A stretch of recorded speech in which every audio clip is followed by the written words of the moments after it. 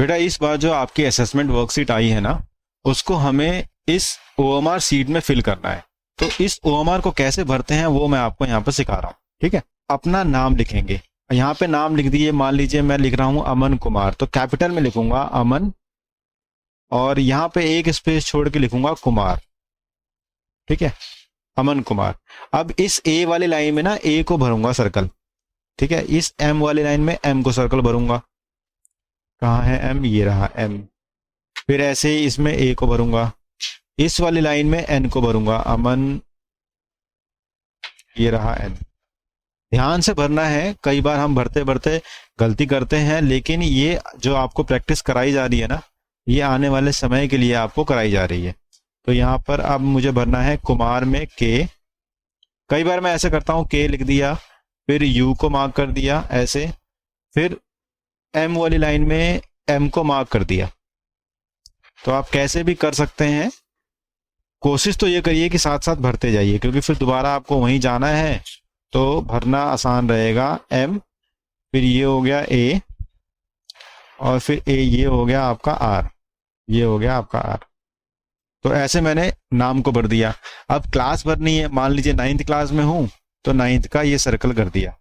ID भरनी है, तो आईडी में यहाँ पर नंबर है मेरे पास 202412634992। तो मैंने ये आपका आईडी भर दिया।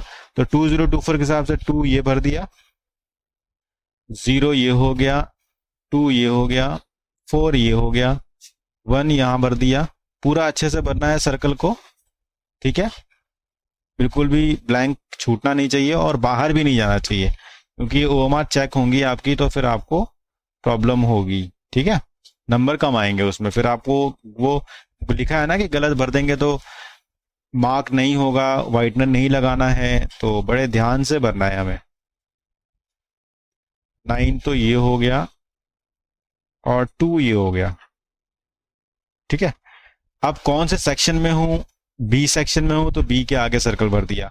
स्कूल की आईडी मान लीजिए 10046992 आईडी है, तो मैं 1 ये भर दिया, 00 में ये 0 भर दिया, 464 में ये भर दिया, 6 में ये भर दिया, ओके, 9 में ये भर दिया और 2 में ये भर दिया। ये मैंने ओएमआर को फिल कर दिया। ठीक है, अब ये रहे हमारे राइट आंसर और रॉन्ग आंसर की सही। राइट मतलब हमें इस तरीके से बनना है। मान लीजिए वर्कशीट मैंने सॉल्व किया, पहले का जो आंसर है वो ए है, तो मैं ए भरूंगा। ए भरूंगा का मतलब ये है कि इन 4 में से सिर्फ एक ही सर्कल भरा हुआ होना चाहिए। ऐसे दूसरे में सी आंसर है तो सी भरूंगा, सी के अलावा दूसरी लाइन नहीं भरूंगा। ठीक ऐसे ही आप पूरे 25 सवालों को भरिए। 13वें सवाल में अगर बी आंसर है तो 13 के आगे जो लाइन है उसमें से बी को भरूंगा। ऐसे करके आप पूरे 25 आंसर्स कर सकते हैं अच्छे से समझ के। पूरा ध्यान से देखिए और हमें सब्सक्राइब करिए। Thank you.